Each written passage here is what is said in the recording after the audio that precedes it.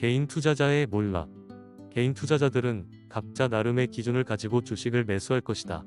문제는 나를 포함해서 거의 대부분의 개미들은 손실을 면하기가 쉽지 않다는 것이다.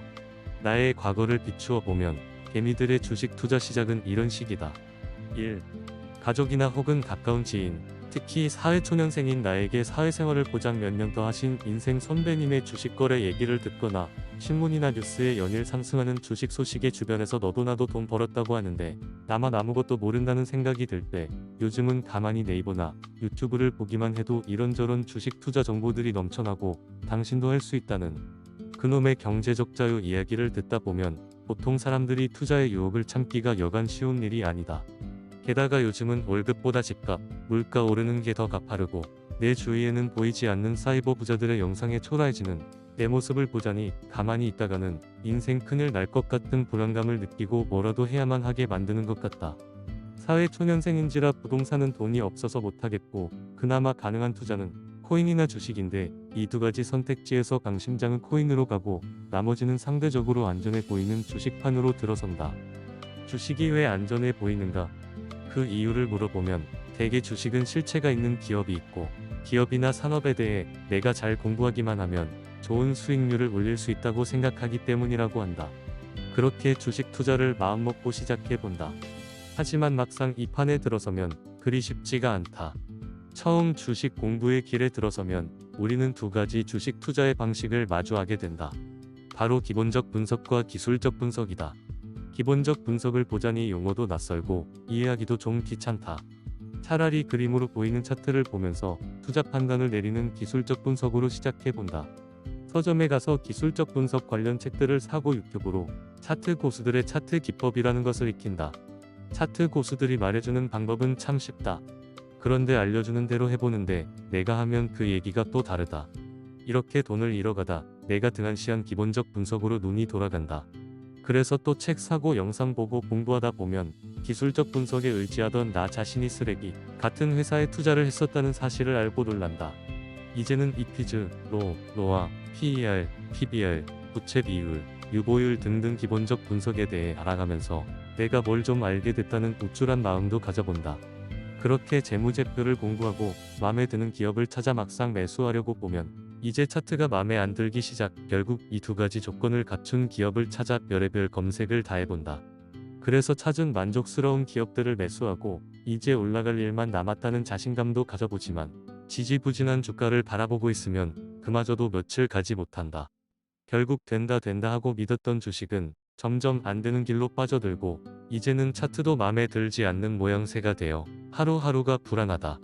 틈만 나면 주가 확인, 장 끝나면 각종 포털에 내 주식 검색, 토론방도 들어가 다들 무슨 얘기를 하는지 읽어본다.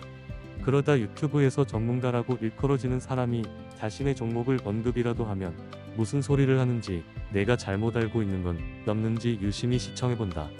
어느새 자신의 분석은 온데간데없고 남의 말에 더 귀를 기울이고 있다. 특히 유튜브에는 각종 투자 정보 영상들이 무분별하게 떠돌아다니는데 증권회사 애널리스트들의 전문적인 분석을 들어보면 자신이 나름대로 공부했던 것들이 초라해 보이고 곧 그의 말에 설득당하게 된다. 그렇게 이제는 애널리스트에 유망하다는 종목을 몇 개 매수해보고 한두 번 성공도 해보지만 그리 오래가지는 않는다. 이 한두 번의 달콤한 성공의 맛을 잊지 못해 혹은 잃었던 돈을 찾기 위해 이제는 주식은 심리라며 사람들의 마음도 읽겠다고 더 깊이 파고 들어가 본다.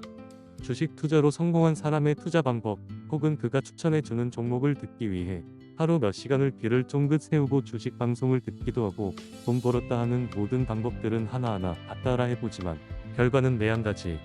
계좌는 조용히 깡통의 길로 접어든다. 이익이 아닌 어떤 사람은 너도 나도 좋다는 주식에 덩달아 들어가 큰 돈을 번다. 주식은 그냥 유망한 기업을 사놓고 가만히 묻어놓으면 돈이 된다고 생각한다. 이제는 주위 사람들에게 주식 고수가 되어 주식으로 고생하는 사람들에게 조급하게 굴지 말고 진득하니 기다리라는 여유 넘치는 조언도 해준다. 그러다 한참 오른 주식에 더 많은 자금을 끌어모아 올인하고 이제는 부자 될 확신의 희망을 가져보지만 그 끝은 아무도 사주지 않는 주식에 피말리는 끝 오를 하락세의 시작이다. 그러면 이제 뒤늦게나마 공부를 시작해본다. 그리고 1번을 반복, 결국은 돈이 녹아내린다. 이렇게만 하면 그나마 다행이다. 3. 누구는 강한 확신을 가지고 있는 돈 없는 돈 다 끌어와 빚 빠진 독에 가득 붓는다. 그리고 열심히 일해서 모은 돈도 다 날리고 신용에, 미수에, 기어코 자신도 감당하지 못할 빚쟁이가 된다. 자신의 인생뿐만 아니라 제일 가까운 가족의 삶마저 망가뜨리고 인생의 나고자가 된다. 주변에서 자신을 걱정해주는 게 초라해 사람들과 벽을 쌓는다. 이제 자신감도 삶의 의지도 바닥이 났는데 어떻게 일어나야 할지 막막하기만 하다. 우리는 주식 투자를 시작하고 돈을 벌기도 하지만 결국은 다 잃어버리고 만다. 그리고 주식을 하지 않았더라면 가지고 있었을 돈을 생각해 본다. 그 돈은 내 돈이지만 어느 정도는 사랑하는 가족에게 쓸 돈, 주변 사람들과 함께 어울려 살아가는 데 쓰는 돈이기도 할 것이다. 나는 최소한의 양심이라도 있다면 그 잃어버린 돈에서 가족을 위해 썼어야 될 부분은 내 것이 아니라고 생각해야 한다고 본다.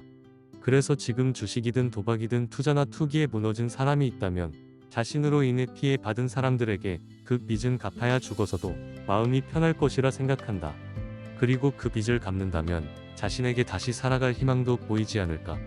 만약 타인에게 피해 준 적 없다고 생각하는 빚쟁이가 있다면 주변 사람들이 당신을 걱정하게 만든 그 자체가 이미 다른 사람에게 피해를 주는 일이라고 말해주고 싶다. 혹시 여기까지 읽고 본인은 아직 한 번도 잃어본 적 없는 성공한 투자자라고 생각하는 사람이 있을지 모르겠다. 물론 정말 주식 투자의 천재일 수도 있다. 하지만 내가 투자에 성공하고 있는 이유를 계속해서 곰곰이 잘 생각해 봐야 할 것이다. 다른 사람은 어떻게 생각할지 몰라도 나는 주식이 도박판과 별다를 바가 없다고 생각한다. 도박으로 돈을 잃어버리면 다시는 도박 안 한다 마음을 먹다가도 나도 모르게 이 판으로 돌아온다. 이런 게 중독의 시작이다. 주식도 마찬가지다. 단번에 끊어내는 사람도 있지만 몇 년 잠시 시장을 떠났더라도 살다 보면 뉴스든 신문이든 스마트폰의 네이버만 봐도 자신의 눈과 귀에 주식 이야기가 끊임없이 들려올 것이다. 다시 너도 나도 주식 열풍이 불면 이렇게 또 뒤처질 수 없다는 마음의 계좌를 트고 HTS를 실행시킨다. 지난번의 실패를 성공의 발판으로 삼아 새로운 출발이라 다짐해본다. 하지만 실패에서 진정한 배움이 없었다면 달라지는 것은 없을 것이다. 그래서 최소한 잘못된 과거의 실수를 반복하지 않기 위해 우리는 공부하고 배워야 한다. 경험만으로는 부족하다. 무엇을 어떻게 배우는 게 좋을까?